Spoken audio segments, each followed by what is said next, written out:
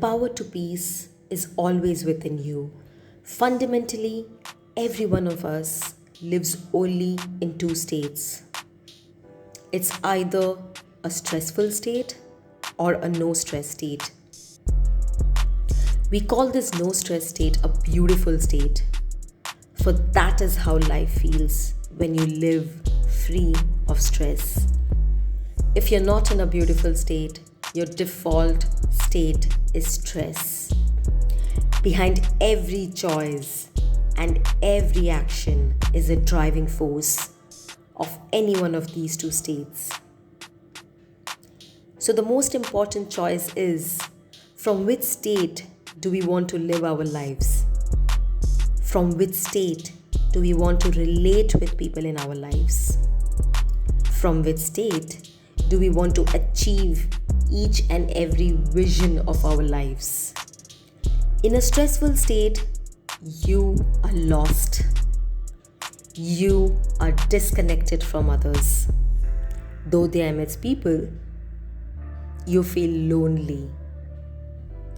Actions in a beautiful state arise from a pace of connection, not from an ideal.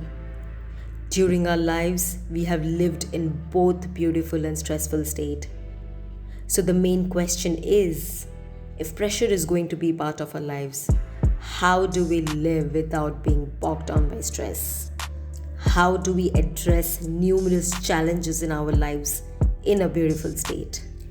We all need an inner greater power to get us to our beautiful state. And that is the way of inner truth.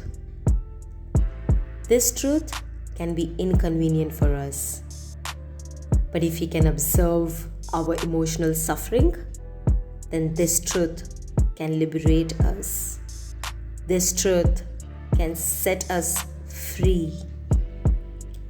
Realizing that all suffering is a total preoccupation with oneself. It is an obsessive, self-centric thinking.